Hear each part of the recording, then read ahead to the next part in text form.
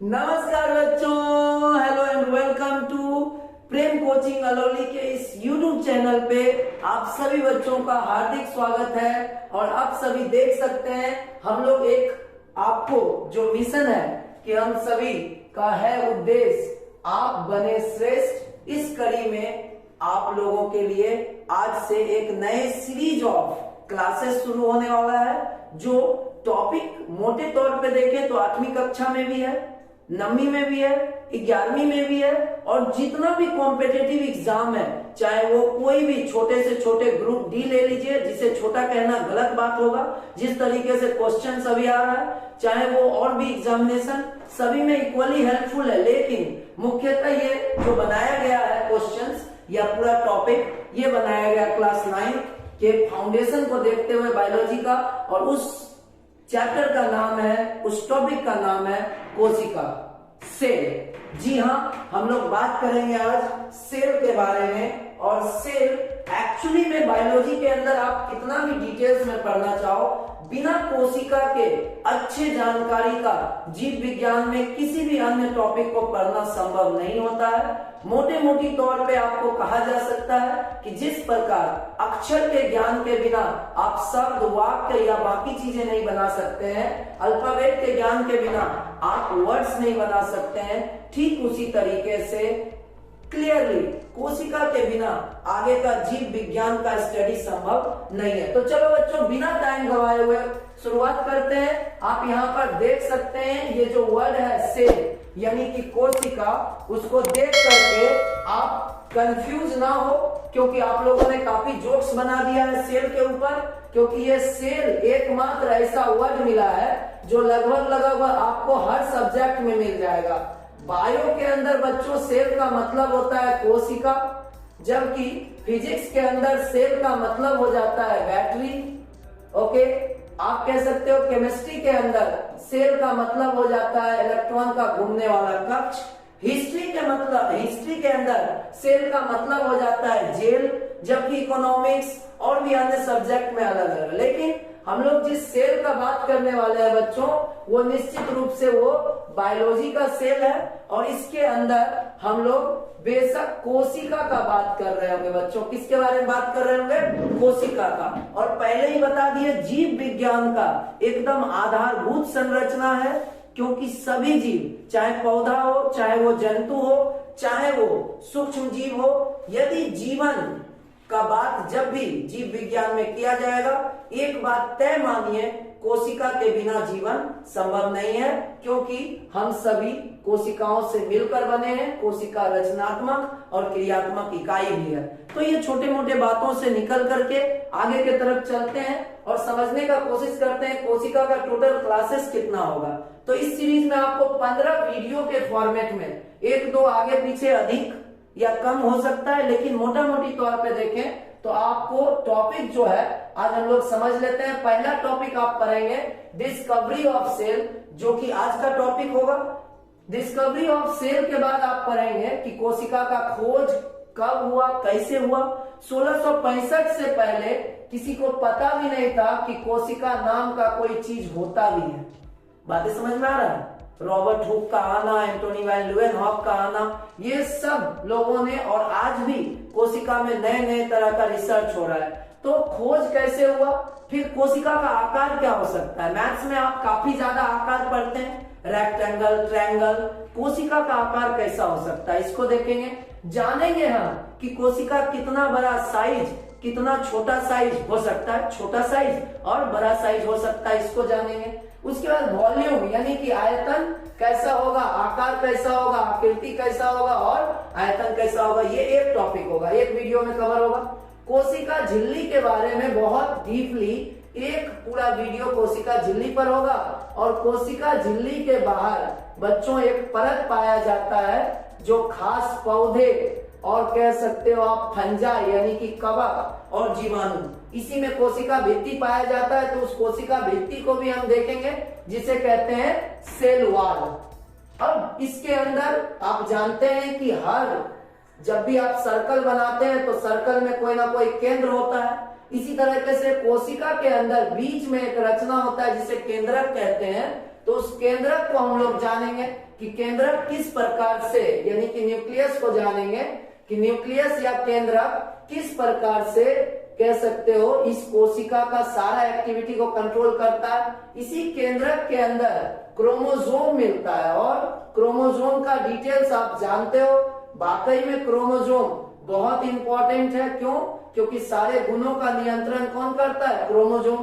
Chromosome के अंदर जब आप जाते हैं तो आपको पता चलता है हर एक क्रोमोसोम पर छोटा सा टुकड़ा होता है जिसे कहते हैं डीएनए। जैसे मान लीजिए ये एक क्रोमोसोम आपने बनाया तो इसके ऊपर आपको क्या मिलेगा? छोटा सा एक टुकड़ा, और इस टुकड़े को क्या कहेंगे बच्चों? इस टुकड़ों ये जो छोटा सा टुकड़ा है इसको कहेंगे डीएनए। डीएनए से रिलेटेड आरएनए रासायनिक रूप से क्या है उसको समझेंगे।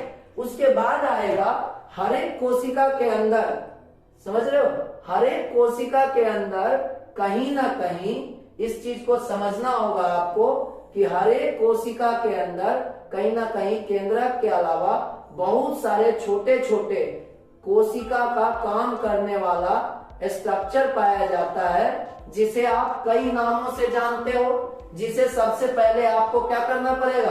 पढ़ना पड़ेगा बच्चों। उन चीजों को ध्यान रखना पड़ेगा कि वो क्या है जिसके बारे में आपको पढ़ना है। वही कोशिकांग है। वो सब बेसिकली क्या है? कोशिकांग है, जिसमें आप देख पाएंगे गोल्गी बॉडी और माइटोकॉन्ड्रिया। गोल्गी बॉडी और माइटोकॉन्ड्रिया को आप जान पाएंगे कि क्या होता है गोल्गी बॉडी और क्या होता है माइटोकॉन्ड्रिया। उसके अलावा देखेंगे तो प्लास्टिड, जिसमें कि पौधे अपना भोजन बना पाते हैं, ल्यूकोप्लास्ट, क्लोरोप्लास्ट, क्रोमोप्लास्ट। लाइसोसोम, जिसे आपने सुन रखा होगा आत्महत्या की थैली। उसके अलावा पौधे अपना भोजन बनाते हैं, भोजन को सुरक्षित रखते हैं एक स्ट्रक्चर में जिसे कहते हैं बच्चों वैक्यूल्स या रसधानी, या वैक्यूल्स का हिंदी नाम क्या होगा? रसधानी। एंडोप्लाज्मिक रेटिकुलम या कह सकते हैं अंतःप्राद्रवी जालिका।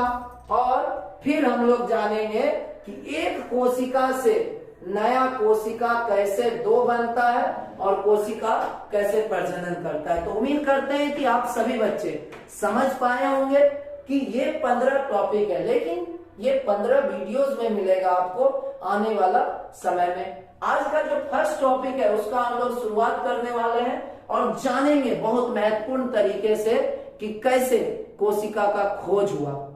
कौन सा ऐसा समय था, 1665 वो टाइम था, उससे पहले किसी को भी कोशिका से ना लेना ना कोई कुछ भी देना, क्योंकि कोई मतलब नहीं था कोशिका के बारे में। तो चलते हैं बच्चों और जानने की कोशिश करते हैं वो महत्वपूर्ण बात जो कह सकते हो बहुत जरूरी है। और आप देख सकते हैं कि आपको श्रेष्ठ बनाने के लिए बहुत सारे कोशिशें की जा रही है, उसी का एक नमूना। अब आगे चलते हैं। सबसे पहले आज का जो टॉपिक है इसका नाम है बच्चों क्या चीज? कोशिका का खोज। तो सबसे पहली बार जो कह सकते हो कोशिका को बेहतर तरीके से जानने मिला था उसका नाम था रॉबर्ट हुक। क्या नाम था बच्चों? Robert Hooke. दिख रहा है? इसको जे मत समझना, ये क्या है? हुक। हुक हम लोग यूज करते हैं किसको? पकड़ने के लिए, कुछ भी बूढ़ा वगैरह को पकड़ने के लिए हुक। उससे आप याद रख सकते हो इनका नाम क्या था? Robert Hooke. रॉबर्ट हुक 1665 में सबसे पहले क्या किए थे? कोशिका को देखे थे। बात समझ में आ रहा है? कोशिका को सबसे पहले कौन देखे? Robert Hooke. अब 9 साल तक कोई नया खोज नहीं हुआ। रॉबर्ट हुक अपने तरीके से कई कोशिकाओं को देख रहे थे। उनको कोशिका कैसा दिख रहा था बच्चों? मधुमक्खी के छाता के तरीके का कोशिका दिख रहा था, ये कंपार्टमेंट्स। और वहां के लैंग्वेज के हिसाब से चूंकि उनको कंपार्टमेंट दिख रहा था इसलिए वहां पर कंपार्टमेंट को सेल कहा जाता था, इसलिए उन्होंने नाम क्या रख दिया? सेल। जैसे आप कहते हो एक बछड़ा है और वो काला है और उजला है, दोनों है, तो उसको आप कह देते हो चितकबरा। आपके हिसाब से चितकबरा है। अब कोई अंग्रेज आकर के पूछेगा व्हाट इज इट, तो आपको बोलना पड़ेगा इससे चितकबरा। अब आप कुछ नहीं बोल सकते हो। ऐसे ही अंग्रेज ने खोजा, क्योंकि उनको सेल जो शब्द था ये दिखा कि ये कंपार्टमेंट जैसा रचना है, इसलिए उसको उन्होंने सेल कहा। बाद में इसको हिंदी में ट्रांसलेट करके पता चला कि इसको हम लोग कोशिका कह सकते हैं। तो सेल मतलब छोटा सा खाली जगह या कंपार्टमेंट, इस बात को भी याद रखेंगे।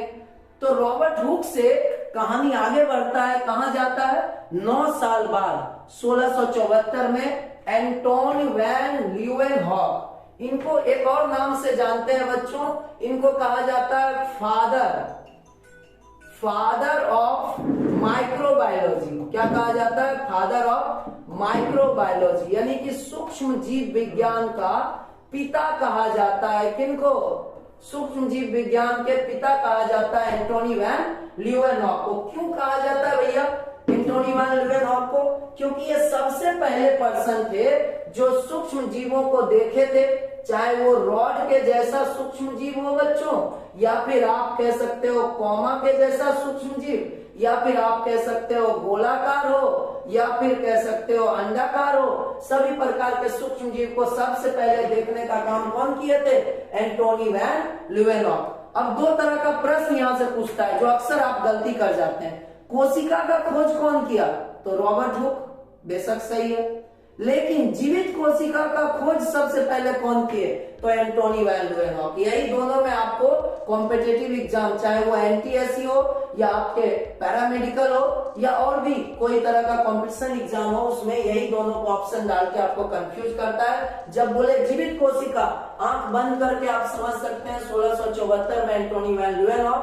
जब कहे आपको कोशिका का खोज कौन किए, तब आप आइए रॉबर्ट हुक की तरफ। क्लियर है बात? अब आगे आते हैं बच्चों, 150 साल तक, यहां से बहुत लंबा दूरी होता है बच्चों, यहां पे देखने का कोशिश करें।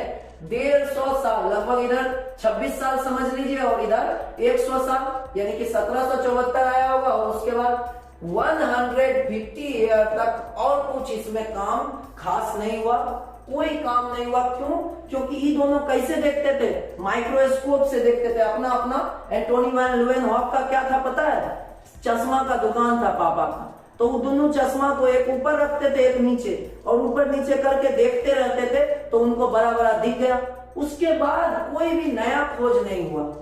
1831 में फिर से एक रॉबर्ट ब्राउन नाम के वैज्ञानिक आए और उन्होंने बोला कि कोशिका जो आप बोल रहे हैं, प्रत्येक कोशिका के बीच में, चाहे वो पौधे का कोशिका हो या जंतु का कोशिका हो, हर एक कोशिका के बीच में एक गोलाकार रचना पाया जाता है, जिसको उन्होंने, उस गोलाकार रचना को उन्होंने क्या कहा बच्चों पता है?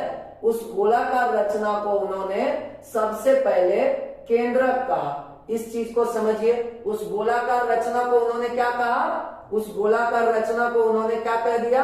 केंद्रक कह दिया। बातें समझ में आ रहा है? ये जो गोलाकार रचना है, इसको उन्होंने क्या कहा? केंद्रक। बीच वाला दिख रहा है, ये इसको इन्होंने क्या कहा? केंद्रक कह दिया। क्लियर है बात? ये जो बीच वाला रचना है जिसको अंदर आप देख रहे हैं, ये बेसिकली क्या है? केंद्रक कह दिया गया। किसको?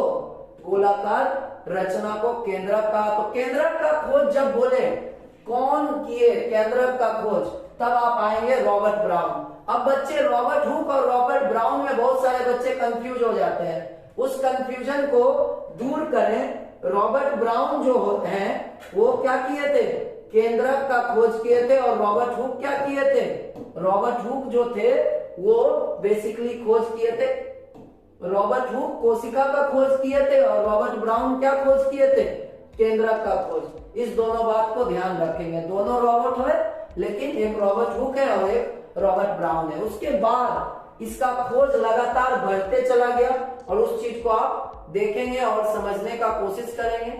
सबसे पहले यहाँ पे रॉबर्ट ब्राउन के बाद 1840 में पुरकिंजे नाम के साइंटिस्ट थे और उन्होंने, पुरकिंजे नाम के साइंटिस्ट जो है, प्रोटोप्लाज्म टर्म को दिए। क्या दिए? प्रोटोप्लाज्म। पहले इस बात को समझें कि प्रोटोप्लाज्म को हिंदी में क्या कहते हैं। तो प्रोटोप्लाज्म को बच्चों कहते हैं जीव द्रव्य। क्या कहते हैं? जीव द्रव्य। अब देखो यहाँ दो तरह का शब्द है, यहाँ एक द्रव्य है और एक द्रव्य होता है, दोनों में डिफरेंसेस है। जब बोला जाए द्रव्य तो ये ठोस द्रव्य, गैस वाला द्रव्य है, और जब बोला जाए द्रव्य, द्रव्य माने पदार्थ वाला द्रव्य है। इन दोनों बातों को ध्यान रखेंगे। आपका एक छोटा सा स्पेलिंग मिस्टेक आपको अवस्था वाला में डाल देगा, तो इसलिए दिक्कत में ना पढ़े, जीव द्रव्य है और यहाँ पे द्रव, तो ये वाला द्रव नहीं लिखा जाता है। प्रोटोप्लाज्म को जीव द्रव कहते हैं। इस टर्म को खोजे थे पुरकिंजे। जानते हैं प्रोटोप्लाज्म क्या होता है? देखिए, इसको आप कोशिका झिल्ली कहेंगे, इसको आप केंद्रक कहेंगे। केंद्रक के अंदर जो द्रव पाया जाएगा, बातें समझ में आ रहा है? केंद्रक के अंदर जो द्रव पाया जाएगा, इस केंद्रक के अंदर पाए जाने वाले द्रव को आप लोग कह सकते हो केंद्रक द्रव। क्या कहोगे? केंद्रक द्रव। इसके अंदर पाए जाने वाले द्रव को क्या कहोगे? केंद्रक द्रव। बहुत बढ़िया, इसमें कोई दिक्कत नहीं। इसके अंदर जो पाया जाएगा कोशिका झिल्ली और केंद्रक झिल्ली के बीच में, इसको कहेंगे बच्चों कोशिका द्रव। इसको क्या कहेंगे? कोशिका द्रव। अब देखो, कोशिका द्रव और केंद्रक द्रव के बीच के रचना को, कोशिका द्रव और केंद्रक द्रव के बीच के रचना को क्या कहेंगे बच्चों? ये देखिए कोशिका झिल्ली, इसको आप देख पा रहे हैं, ये बेसिकली क्या है? कोशिका द्रव। थोड़ा सा इसको फिर से देखेंगे आप लोग। ये वाला रचना आपको क्या बोला गया? कोशिका झिल्ली। ये वाला रचना आपको क्या बोला गया? केंद्रक। अब देखिए, केंद्रक जो होता है, केंद्रक के अंदर कह सकते हो ये जो द्रव भरा है, इसको आपने क्या बोला? इसको आपने बोला केंद्रक। इसको आपने बोला केंद्रक द्रव। इसमें कोई दिक्कत नहीं। इसको क्या बोला आपने? कोशिका द्रव। इसमें भी कोई दिक्कत नहीं, कोशिका द्रव। अब ध्यान दीजिए, कोशिका द्रव और केंद्रक द्रव दोनों को सम्मिलित रूप से जब आप कहेंगे, तब इसको कहेंगे जीव द्रव। क्या कहेंगे? जीव द्रव। कोशिका द्रव और केंद्रक द्रव को दोनों को जब साथ कहना हो, तब हम कहेंगे क्या चीज? जीव द्रव। समझ में आया? और जीव द्रव को ही क्या कहते हैं? जीव द्रव को ही कहते हैं प्रोटोप्लाज्म। क्लियर है बात? तो प्रोटोप्लाज्म को क्या कहते हैं? जीव द्रव। और जीव द्रव जो होता है उसको सबसे पहले कौन खोजे थे? पुरकिंजे खोजे थे। इस बात को ध्यान रखेंगे। अब देखिए, 1858 का समय आ गया, थोड़ा सा समय आगे बढ़ा, 1858 का समय आ गया, और यहां पर क्या हुआ था? 1858 में आर विर्चो नाम के वैज्ञानिक थे, उन्होंने कोशिका सिद्धांत दिया। क्या दिया? कोशिका सिद्धांत, या कहते हैं सेल थ्योरी दिए। सेल थ्योरी का क्या मतलब? कोशिका का जो सिद्धांत था उसमें सबसे पहला बात उन्होंने क्या कहा? ओमनी सेलुला ई सेलुला। अब देखिए, इस बात को हिंदी में आप जानना चाहें तो क्लियर होगा कि ओमनी सेलुला ई सेलुला का मतलब है कि जो भी नया कोशिका बनेगा बच्चों, वो सभी पुराने कोशिका से ही बन सकता है। सभी नए कोशिका इस दुनिया में जब भी जीवन का उत्पत्ति होगा, पहले से उपस्थित जीव से ही नया जीवन बनेगा। ऐसा नहीं होगा कि पांचों केमिकल को लाए और कोई जीवन उत्पत्ति कर दिया। आज तक तो नहीं हुआ है। हरगोविंद खुराना कोशिश किए थे, लेकिन ऐसा संभव नहीं हो सका। उससे पहले उनका डेथ हो गया। उन्होंने न्यूक्लियोटाइड का कह सकते हो लेबोरेटरी में बनाए थे, तो वो बात हम लोग जानेंगे बाद में। लेकिन 1858 में आर विर्चो ने सेल थ्योरी दिया और उसमें उन्होंने क्लियरली बोला कि ओमनी सेलुला ई सेलुला।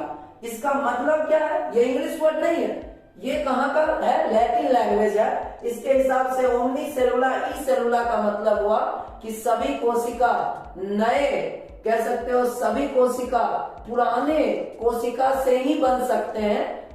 ऐसे कोशिका बनना संभव नहीं है। तो ये तो समझ में आ गया। लेकिन ये जो 1858 में जो सिद्धांत दिए, कौन? आर विर्चो, ये दो सिद्धांतों को मिला करके दिए थे। एक 1838 में और एक 1839 में। दो अलग अलग वैज्ञानिक ने अलग अलग सिद्धांत दिए थे और उनका नाम आप देख सकते हैं, स्लाइडेन और स्वान था। क्या नाम था? स्लाइडेन। स्लाइडेन जो कि एक बॉटनिस्ट थे। स्लाइडेन क्या थे? एक बॉटनिस्ट थे। स्लाइडेन, बॉटनिस्ट का मतलब क्या होता है बच्चों? जो पौधे को स्टडी करता है, जो प्लांट के बारे में स्टडी करता है, जो प्लांट को पढ़ता है उसको बॉटनिस्ट कहते हैं। तो ये देख सकते हैं वनस्पति वैज्ञानिक थे। और स्वान नाम का, यहाँ पे स्वान होगा, स्वान नाम का जो वैज्ञानिक थे वो शारीरिक क्रिया विज्ञान। जैसे आपको कभी बुखार लगता है तो आप किसके पास जाते हो? आप किसके पास जाते हो? फिजिशियन के पास जाते हो, राइट? आपके आसपास बहुत सारा फिजिशियंस होते हैं, वो आपको मेडिसिन लिख के देते हैं। तो ये दोनों अलग अलग देखे थे जंतु के अंदर कि सभी जंतु जो होते हैं वो कोशिका से मिलके बने रहते हैं, इस बात को। और ये देखे कि सभी पौधे जो होते हैं वो क्या चीज से मिलके बने रहते हैं? कोशिका से। दो अलग अलग वैज्ञानिक अलग अलग देशों में अलग अलग सालों में, इन्होंने 1838 में और इन्होंने 1839 में एक कंक्लूजन पे पहुंचे सभी कोशिकाओं को देखने के बाद, जंतु में और पौधे में, कि सब कोशिका से ही मिलकर बने हैं। अब इसी बात को बताने के लिए वो क्या हो गया? सेल थ्योरी दिए। क्या दिए? कोशिका सिद्धांत दिए। तो अभी तक अगले पेज तक जाने से पहले 4-5 महत्वपूर्ण वैज्ञानिक का नाम लिए, उसको एक बार रिवाइज कर लेते हैं। सबसे पहला शुरुआत हुआ था बच्चों निश्चित रूप से रॉबर्ट हुक के साथ, फिर एंटोनी वैन ल्यूवेनहॉक नए कोशिका को देखे। उसके बाद जब आप आगे बढ़ते हैं तो सीधा 1831 में केंद्रक का खोज पर आ गए। 1831 में केंद्रक का खोज हुआ। और फिर जब आप आगे बढ़ते हैं तो प्रोटोप्लाज्म टर्म बना। प्रोटोप्लाज्म का मतलब होता है जीव द्रव, और जीव द्रव कब बनेगा? कोशिका द्रव और केंद्रक द्रव के साथ मिलने से। और फिर जब आप आगे बढ़ते हैं तब आपको पता चलता है कि आर विर्चो नाम के वैज्ञानिक थे, उन्होंने कोशिका सिद्धांत दिया। दो सिद्धांतों को मिला करके, दो वैज्ञानिक के, उनका एक का नाम था स्लाइडेन और दूसरे का नाम था स्वान। बातें समझ में आ रहा है? स्लाइडेन एवं स्वान के सिद्धांतों को मिला के आर विर्चो 1858 में कोशिका का सिद्धांत दिए। जानते हैं क्या होता है कोशिका का सिद्धांत? अगले ही पेज पर बच्चों। तो आप देख रहे हैं जीव विज्ञान का एक अद्भुत सीरीज, जिसके अंदर आप जीव विज्ञान के कोशिका थ्योरी को जानने वाले हैं। तो इस छोटे से ब्रेक के बाद फिर से आपका स्वागत है। कोशिका थ्योरी को आप जान पा रहे हैं, और कोशिका थ्योरी में सबसे पहला जो बात बोला वो बहुत ही सामान्य है, हम सभी जानते हैं। इवन कोशिका का शुरुआत ही होता है इसी बातों से। और ये क्या कहता है? All organism is composed of cell, यानी कि सभी जीव कोशिका तथा उनके उत्पादों से बने हैं। इसमें कोई डाउट ही नहीं। इस दुनिया में जितना जीव है, एक दो छोड़ दो, दुनिया में जितना जीव है सब का सब निश्चित रूप से या तो कोशिका से मिलकर बना है या कोशिका के उत्पाद से मिलकर बना है। कैसे? तो आप कहेंगे आपका जो बड़ा वाला शरीर का सबसे बड़ा वाला हड्डी क्या है? थाई बोन्स, जांघा का हड्डी। ये निश्चित रूप से कैल्शियम कार्बोनेट सल्फेट, लेकिन ये कोशिका का ही उत्पाद है। सभी शरीर का हर एक भाग, नाखून से लेके बाल तक बना हुआ है कोशिका का। और हमारा शरीर क्यों? इस दुनिया में जितने जीवधारी हैं सब बना हुआ है किससे? कोशिका से। अच्छा, कोई भी थ्योरी, ये जो थ्योरी हम लोग कह लेते हैं लेकिन इसको सही मायने में थ्योरी कहा जाता है। तो कोई भी थ्योरी जो भी बना हुआ है, जो भी थ्योरी बना हुआ है, ये सब रखता क्या है? बहुत सारा सिद्धांत आप पढ़ेंगे। सभी सिद्धांत 10-5 बातों को रखता है। जैसे डाल्टन का परमाणुवाद सिद्धांत और कह सकते हैं हाइपोथेसिस, परिकल्पना, नियम, प्रिंसिपल, लॉ और प्रिंसिपल के बीच डिफरेंसेस आने वाला समय में आप जब महसूस करेंगे तो आपको बेहतर समझ में आएगा। लेकिन अभी फिलहाल पहला पॉइंट आता है कि cell organism is composed of all, कह सकते हो यहां पर सेल के जगह हो जाएगा all organism is composed of cell, यानी कि सभी जीव बने हुए हैं किसका? कोशिका या उनके उत्पाद का। इसमें कोई बड़ी बात नहीं है, आप समझ चुके हैं कि सभी जीव किसका मिलकर बने हैं? कोशिका का। अगला आता है cell are produced by division of pre existing cell. इसी को उन्होंने आर विर्चो ने कहा था ओमनी सेलुला ई सेलुला। बात समझ में आया कि नवीन कोशिकाओं का निर्माण पूर्ववर्ती है, यानी कि जो पहले वाला कोशिका है उसी से होगा। यानी कि कह सकते हो ये अमीबा है, और अमीबा तो अद्भुत है, पता ही है आपको। अमीबा नागिन से कम नहीं है। नागिन हम क्यों बोल रहे हैं बच्चों? क्योंकि आकार में बदलाव कर सकता है। अमीबा अद्भुत जीव है, अपना आकार बदल लेता है। जो आकार चाहिए, इच्छाधारी है वो, जो आकार चाहिए वो अपना आकार बदल लेता है। सभी जीव का आकार फिक्स है, लेकिन अमीबा ऐसा जीव है जो अपना आकार बदल लेता है। मान लीजिए वो दूगो नया कोशिका बना। तो पुराने वाले कोशिका से ही नया कोशिका बन सकता है और कोई नया कोशिका बनाने का ऑप्शन नहीं होता है। तो हम कह सकते हैं ये बात आपको समझ में आ गया कि नए कोशिकाओं का निर्माण पुराने कोशिकाओं के विभाजन से होता है। दूसरा, all the basic chemical and physiological function are carried out inside the cell, यानी कि सभी प्रकार के रासायनिक क्रियाएं। अच्छा, एक और महत्वपूर्ण बात इसको देखते ही आया होगा कि कोशिका के अंदर, जैसे हमने बोला कि चूना है, ये क्विक लाइम देखे होंगे, और इसको पानी में डाल दो दीपावली के टाइम में, तो फिर ये बन जाता है कैल्शियम हाइड्रोक्साइड। अब ये जो बाहर रिएक्शन हुआ, बाहर जो प्रतिक्रिया हुआ बच्चों, ये प्रतिक्रिया निश्चित रूप से आप प्रतिक्रिया कहेंगे, लेकिन यही प्रतिक्रिया या कोई भी प्रतिक्रिया जो कोशिका के अंदर होगा उसको उपापचय क्रिया कहेंगे। यदि कोई भी क्रिया यानी कि प्रतिक्रिया हो, समझ रहे हो, तो कोई भी रासायनिक अभिक्रिया जो कोशिका के अंदर होगा उसको क्या कहेंगे? उपापचय, या फिर आप कह सकते हो उसे कहेंगे मेटाबॉलिक एक्टिविटी। क्या कहेंगे? कोई भी कोशिका के अंदर होने वाला जो भी एक्टिविटी है, जैसे मान लीजिए CO2 carbon dioxide plus water जल, ये मिल करके बनाता है क्या चीज? C6H12O6 यानी कि ग्लूकोज। इस प्रक्रिया को आप क्या कहते हो? इस प्रक्रिया को प्रकाश संश्लेषण कहते हो। इसके अंदर रासायनिक अभिक्रिया हुआ कि नहीं हुआ? बिल्कुल हुआ। इसमें रासायनिक प्रतिक्रिया बिल्कुल हुआ।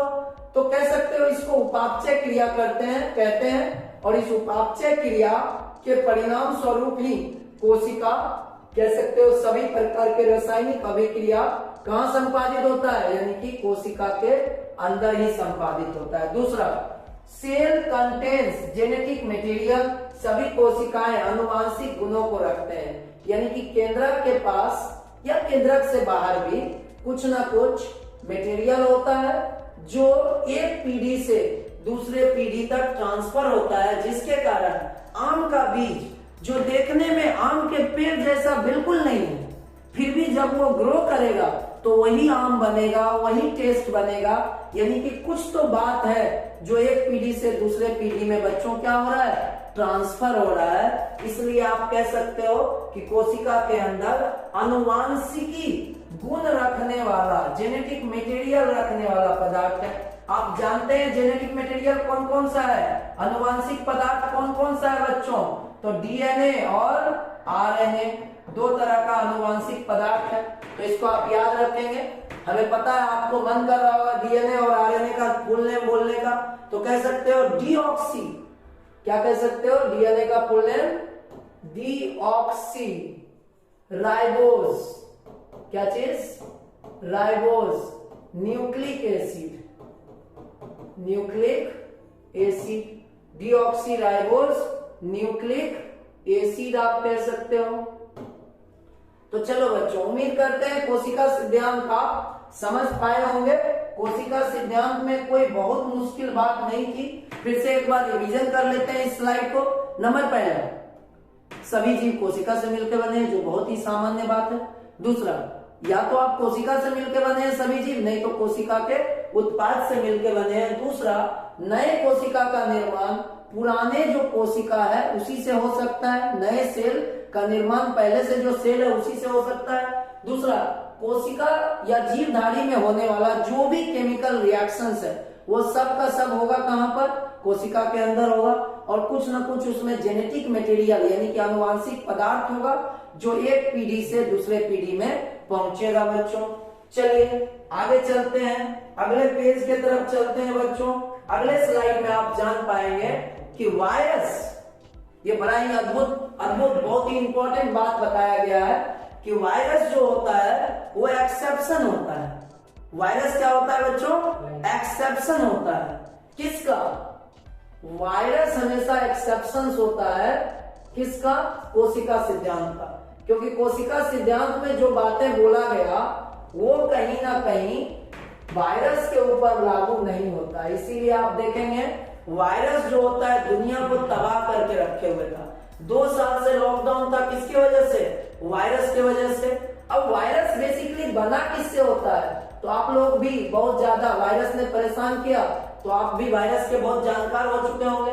वायरस बना हुआ रहता है सिर्फ और सिर्फ न्यूक्लिक एसिड और प्लस प्रोटीन का। किसका मिलकर बना है? न्यूक्लिक एसिड और प्रोटीन से मिलकर के बना है वायरस। इस बात को ध्यान रखेंगे। अब सबसे पहला ऐसा क्यों होता है कि वो अपवाद है? क्योंकि दूसरे पर वायरस जो है शरीर के सेल से बाहर चला गया, अभी आराम से पड़ा हुआ है, वायरस कुछ नहीं कर सकता। अब जब तक ये कोशिका के अंदर नहीं प्रवेश करेगा तब तक ये अपना संख्या वृद्धि नहीं करता है, यानी कि इसको संख्या वृद्धि करने के लिए, कोशिका को विभाजन करने के लिए दूसरे कोशिका पर, दूसरे जीवित कोशिका का जरूरत पड़ता है। इसीलिए वायरस को कहा जाता है connecting link between living and non living, यानी कि सजीव और निर्जीव के बीच का कड़ी कहा जाता है। क्यों? रीजन क्या है? रीजन साफ है, क्योंकि इसके पास ना तो बच्चों कोशिका झिल्ली है, ना ही कोशिका द्रव है, केवल एक केंद्रक, और भी पूरा केंद्रक झिल्ली नहीं, इसमें कह सकते हैं न्यूक्लिक एसिड, यानी कि या तो डीएनए या आरएनए, ये दोनों को न्यूक्लिक एसिड कहा जाता है। डीएनए और आरएनए को क्या कहा जाता है बच्चों? Nucleic acid. आरएनए का फुल नेम देखेंगे, डीएनए का तो क्या होगा? न्यूक्लिक एसिड ही तो होगा। डीएनए और आरएनए से मिलकर बना है, साथ में कुछ मात्रा में प्रोटीन भी पाया जाता है। तो यानी कि आप कह सकते हैं वायरस बना हुआ है किससे मिलकर के? न्यूक्लिक एसिड और प्रोटीन से मिलकर बना है, तो इसलिए दूसरे पर डिपेंड करता है। सेल मेम्ब्रेन और साइटोप्लाज्म पाया ही नहीं जाता है। Only nucleic acid present in the form of DNA, इसके अंदर सिर्फ और सिर्फ डीएनए या आरएनए पाया जाता है। बहुत ही सिंपल सा बात था, अपवाद था। इसलिए आपको याद रखना है कि वायरस क्यों कोशिका सिद्धांत का पालन नहीं करता है, क्योंकि कोशिका होने के लिए कोशिका द्रव और कोशिका झिल्ली इसके पास नहीं होता है। अब आगे की तरफ बढ़ते हैं बच्चों। इसके अंदर आ रहा है, अब बातें जो है सबसे पहले हम लोग छोड़ दिए थे कहां पे? खोज को। सबसे पहला आया था 1665 रॉबर्ट हुक, फिर आगे आया था 1674 एंटोनी वैन ल्यूवेनहॉक। उसके बाद जब आप आगे बढ़ते हो तब आ जाता था 1831 केंद्रक का खोज, फिर आगे बढ़े थे तब 1838 और 1839 याद होगा, जहां स्लाइडेन स्वान कोशिका सिद्धांत दिए थे। फिर 1858 में जाके are Virchow modern cell theory दिए, यानी कि कोशिका का नया सिद्धांत दिए थे बच्चों। उसके बाद आप आते हैं 1864 पर। कहां पर? 1864 पर, जो कि प्लास्टिड को खोजे थे। क्या चीज खोजे थे बच्चों? प्लास्टिड को खोजे थे। अब ये प्लास्टिड क्या होता है बच्चों? कोशिका, खास करके आप कह सकते हो प्लास्टिड क्या है, इस बात को समझने के लिए पौधे के कोशिका में भोजन को निर्माण करने के लिए कह सकते हैं हरित लवक, वर्णी लवक और अवर्णी लवक नामक रचना पाया जाता है, जो कोशिका के पूर्णतः रंगों को निर्धारित करता है। तो उसको सबसे पहले प्लास्टिड शब्द का प्रयोग सबसे पहले कौन किए थे? हिकेल किए थे। ये छोटा मोटा जानकारी है, इसको ध्यान रखेंगे।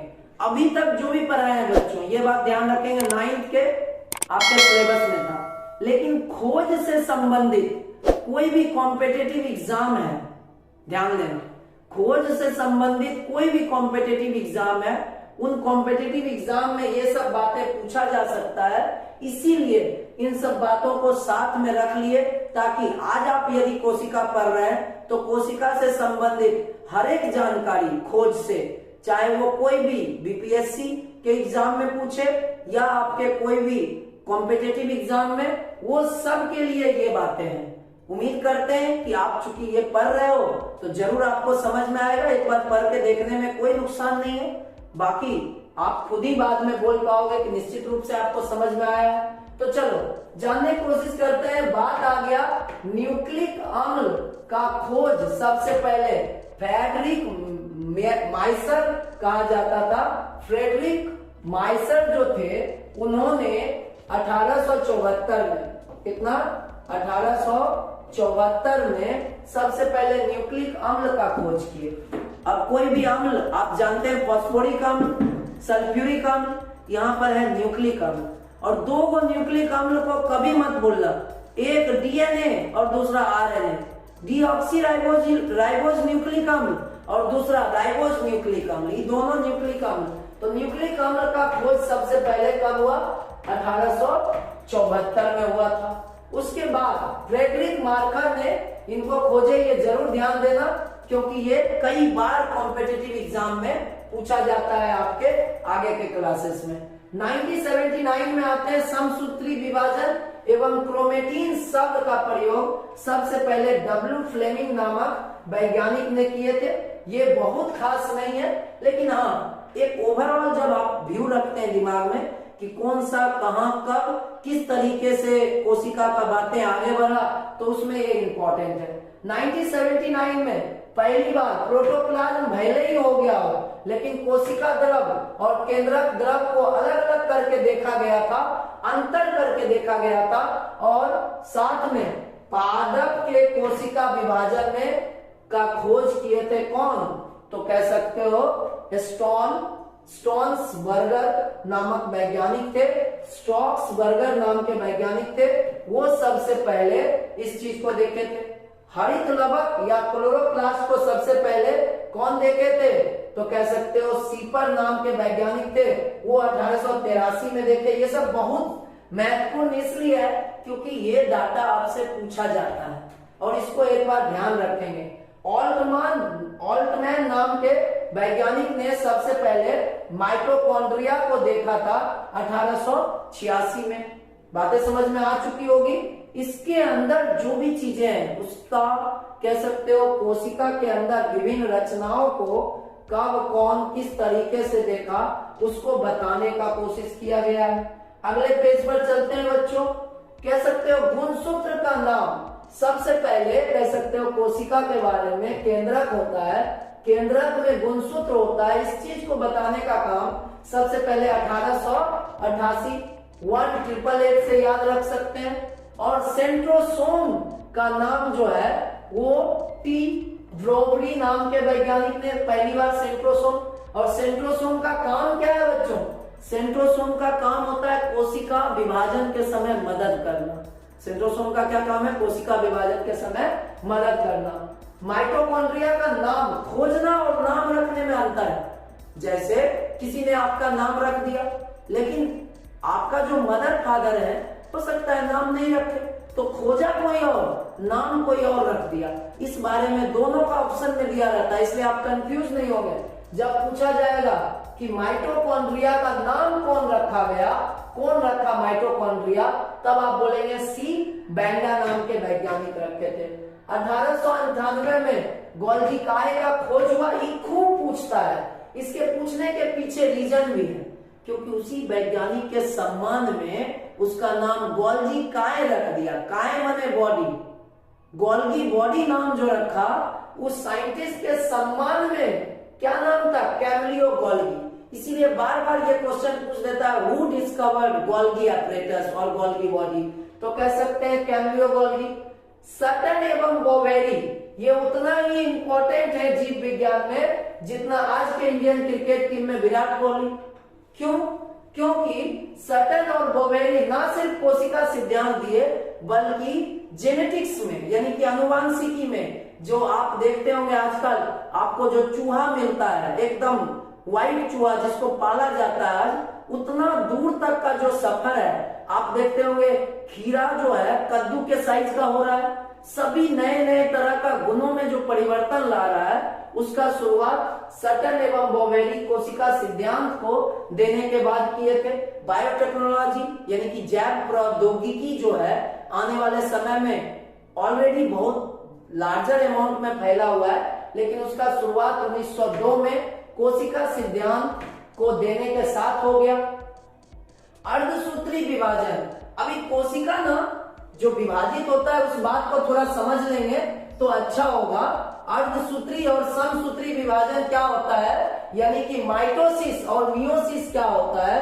अंग्रेजी थोड़ा सा रह गया है लिखना, माइटोसिस और कह सकते हो मियोसिस सेल डिवीजन, यानी कि एक को कहा जाता है समसूत्री, एक को क्या कहा जाता है? समसूत्री विभाजन। समसूत्री विभाजन, और एक को कहा जाता है बच्चों जो यहाँ आप देख रहे हो अर्धसूत्री विभाजन। अर्ध का क्या मतलब होता है, ये बात को थोड़ा समझ लेना बहुत जरूरी है बच्चों। एक है अर्धसूत्री। अर्धसूत्री मतलब क्या हुआ कि एक कोशिका है, मान लो ये केंद्रक है, केंद्रक के अंदर गुणसूत्र है। अब समझो ये गुणसूत्र को बड़ा करके देखें तो इस रूप में है। क्लियर है बात? अब देखिए जब भी आपका गैमीट बनेगा तो इसमें से एक स्ट्रैंड अलग हो जाएगा और दूसरा स्ट्रैंड अलग हो जाएगा। बात समझ में आ रहा है? तो वो विभाजन जिसमें दो रस्सी मान लो ऐसे करके तार वगैरह लपेटा हुआ हो और सबको अलग अलग कर दें, तब जो होगा वो जो विभाजन होगा उसको अर्धसूत्री।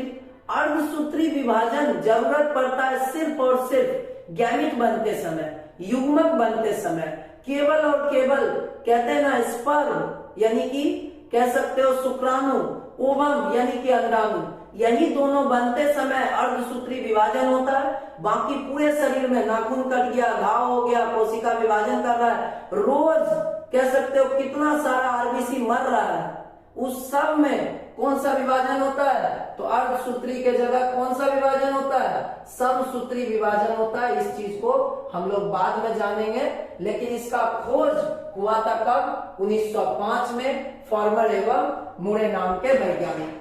अब 1931 आया। अभी तक में बड़ा छोटा छोटा काम चल रहा था, बहुत स्लो स्लो स्लो स्लो। जैसे पहले बैलगाड़ी से खेत को जुताई किया जाता था उसी तरीके से चल रहा था। भाई साहब इस दिन आने के बाद तो दुनिया ही बदल गया। 1931 आने के बाद तो दुनिया बदल चुका था। कैसे? तो इन्होंने इलेक्ट्रॉन सूक्ष्मदर्शी यंत्र का आविष्कार कर दिए और कह सकते हो नॉल एवं रस्का, यहाँ पे वाल लिखा गया, ये क्या होगा? नॉल एवं रस्का नाम के वैज्ञानिक थे। उन्होंने 1931 में क्या करा था? इलेक्ट्रॉन माइक्रोस्कोप देखा। अब ये इलेक्ट्रॉन माइक्रोस्कोप क्या चीज होता है भाई? अभी तक जो सूक्ष्मदर्शी आपने देख रखा था उसके अंदर सिर्फ और सिर्फ 100 गुना या 1000 गुना करके देखा जाता था चीजों को।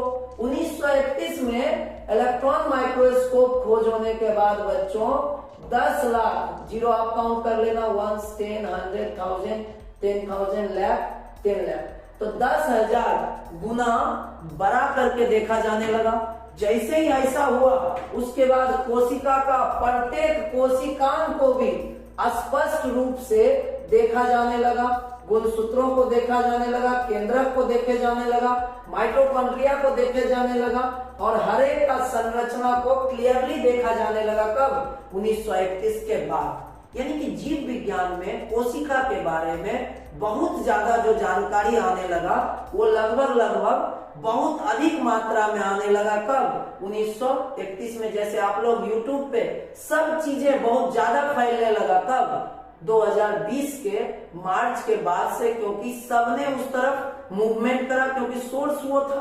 तो 1931 के बाद इलेक्ट्रॉन माइक्रोस्कोप कह सकते हो कि निश्चित रूप से बहुत बड़ा योगदान दिया चीजों को नए तरीके से जानने में। यहाँ पे 1941 में राइबोसोम को सर्वप्रथम देखा गया। किसके द्वारा? केलाडे नाम के साइंटिस्ट के द्वारा सबसे पहले देखा गया। किसको? राइबोसोम को। अब थोड़ा अगले पेज पर चले।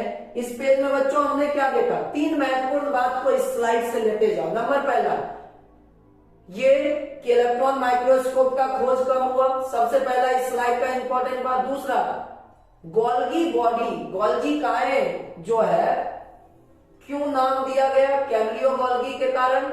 और सटन एवं बॉबेरी नाम के वैज्ञानिक को बहुत ध्यान रखेंगे क्योंकि ये बहुत बार आता है और बहुत बार पूछा जाता है बच्चों कि कौन थे जो गुणसूत्र का सिद्धांत दिए।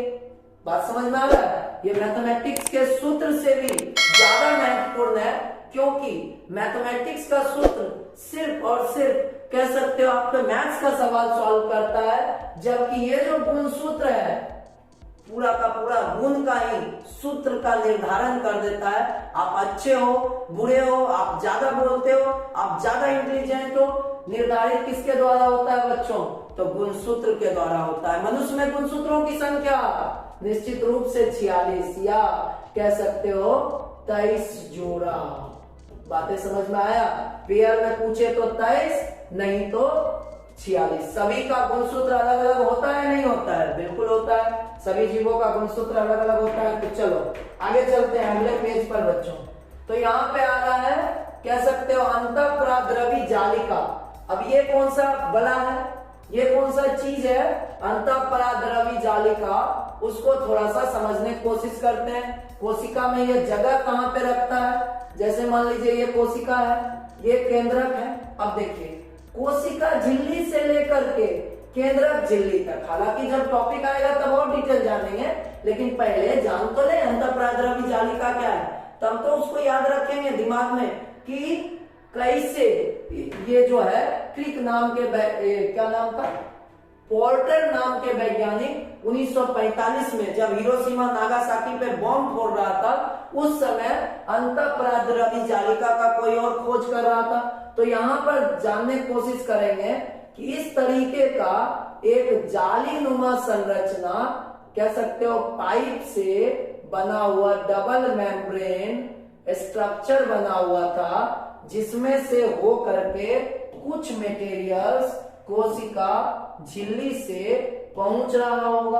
अब देखिए यहां से केंद्रक झिल्ली से लेकर के कोशिका झिल्ली तक जाने का ये एक तरीके से रास्ता नहीं बना दिया? बिल्कुल बना दिया है, आप देख पा रहे होंगे। तो ये जो रचना जालिका रचना है, किससे? केंद्रक झिल्ली से लेकर के कोशिका झिल्ली तक फैला हुआ जालवत रचना को अंतःप्राद्रवी जालिका कहते हैं। इसका सबसे पहले कह सकते हो देखे थे कौन? पोर्टर नाम के साइंटिस्ट, और कब? 1945 में। अब यहाँ पे एक टर्म आता है बच्चों, सेंट्रल रोगोमा। सेंट्रल रोगोमा क्या होता है इसको जानते हैं, तब जानेंगे हम लोग कि सेंट्रल रोगोमा का खोज कौन किए। चलिए समझने की कोशिश करते हैं सेंट्रल रोगोमा। हालांकि तुरंत नहीं समझ में आएगा, कोशिका को जानने के बाद ही आप समझ सकते हैं, लेकिन सेंट्रल रोगोमा कुछ होता है, ये बात तो जानने में कोई बुराई नहीं है। तो चलते हैं समझते हैं। आप जो भी करेंगे, आपका जैसा, आपका गोरा, काला, लंबा, भूरा, जो भी चीजें हैं आपके शरीर में, वो सब जीन के रूप में क्या होता है? कोडिंग होता है। वो जीन एक्सप्रेस करेगा डीएनए के रूप में। डीएनए की जानकारी को बताएगा बच्चों आरएनए को। आरएनए अपने अनुसार, आरएनए का प्रकार 3 होता है, आरआरएनए, टीआरएनए और एमआरएनए।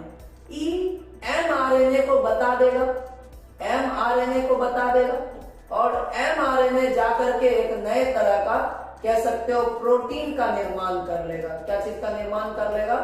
प्रोटीन का निर्माण कर लेगा। तो आप जान पाएंगे कि यहाँ पर प्रोटीन का निर्माण किसके कारण हो पा रहा है? प्रोटीन का निर्माण कौन कर रहा है? तो आप कह सकते हो प्रोटीन का निर्माण कौन कर रहा है? तो सेंट्रल डोग्रामा के थ्रू प्रोटीन का निर्माण हो रहा है। तो सेंट्रल डोग्रामा है क्या? जैसे हमारे रंग, हमारे त्वचा का रंग गोरा या काला होना चाहिए, इस बात का निर्धारण कैसे होगा बच्चों? तो मान लो आपके शरीर में गोरा आपको होना है, तो मेलेनिन नाम का जो पिगमेंट होगा उसका मात्रा जितना ज्यादा होगा उतना ज्यादा आप काला होंगे। मेलेनिन का मात्रा जितना कम होगा उतना आप गोरा होंगे। यानी कि अंग्रेज में मेलेनिन का मात्रा बिल्कुल कम होता है। अब ई प्रोटीन को कौन बनने का निर्देश देगा? तो आरएनए देगा। आरएनए को कौन निर्देश देगा? डीएनए देगा। डीएनए के पास ये जानकारी कहां से आया है? मदर फादर से आया है, स्पर्म ओवम के थ्रू, शुक्राणु और अंडाणु के थ्रू आया। ये जो पूरा प्रक्रिया है जिसमें चरणबद्ध तरीके से जानकारियां पहुंचाया जा रहा है, इसी को कहते हैं बच्चों सेंट्रल डोग्रामा। तो सेंट्रल डोग्रामा के बारे में सबसे पहले जो वैज्ञानिक बताए थे, उस वैज्ञानिक का नाम क्या है बच्चों? क्रिक नाम के वैज्ञानिक थे। अब 1965 जीन कैसे काम करता है और ऑपेरॉन मॉडल क्या होता है, इसको जैकब एवं मोनोड नाम के वैज्ञानिक ने सबसे पहले देखा था। अगला, ये वैज्ञानिक बहुत महत्वपूर्ण है, हरि गोविंद खुराना, इसके बारे में बहुत बार पूछता है, बहुत दिन की बात नहीं है। हरि गोविंद खुराना को जान ले आप। हरि गोविंद खुराना भारतीय मूल के अमेरिकन वैज्ञानिक थे और दुनिया में अद्भुत काम किए, क्योंकि उन्होंने लेबोरेटरी में डीएनए का छोटा टुकड़ा को बनाने का काम किए, जिसे कहते हैं न्यूक्लियोटाइड। न्यूक्लियोटाइड कह सकते हो 65 या 70 के आसपास न्यूक्लियोटाइड का निर्माण कर लिए थे लेबोरेटरी के अंदर। कौन? हरि गोविंद खुराना। आनुवांशिक कोड एवं कृत्रिम जीन संश्लेषण, और इसके लिए इनको नोबेल प्राइज भी मिला था। उसके बाद रिवर्स ट्रांसक्रिप्शन की क्रिया सबसे पहले वाल्टमोर और टेनिन नाम के वैज्ञानिक लेके आए थे। जंपिंग जीन को सबसे पहले कौन लाए थे? ये बहुत बार पूछ लेता है बच्चों। जंपिंग जीन लाने का काम किए थे बारबरा मैकक्लेंटन। क्या नाम था? बारबरा मैकक्लेंटन। तो कुल मिलाकर के आप कह सकते हो कि यहाँ पर आपको हरि गोविंद खुराना, बारबरा मैकक्लेंटन और कह सकते हो सेंट्रल ड्रोगोमा को क्लिक लाने का काम किए, और इस पॉइंट को आप ध्यान रखेंगे। अगले पॉइंट में हम लोग अगले दिन देखेंगे कोशिका का आकार अलग अलग होगा। कोई कह सकते हो रेक्टेंगुलर हो सकता है, कोई स्पाइरल शेप कोशिका हो सकता है, कोई कह सकते हो कोमा आकार का कोशिका हो सकता है। सभी अलग अलग प्रकार के कोशिका का आकार को हम लोग देखेंगे। आकृति कैसा होगा उसको भी जानेंगे। आकार में कोई छोटा हो सकता है और कोई शुतुरमुर्ग का अंडा बहुत बड़ा हो सकता है। उन सब चीजों को अगले दिन हम लोग देखेंगे।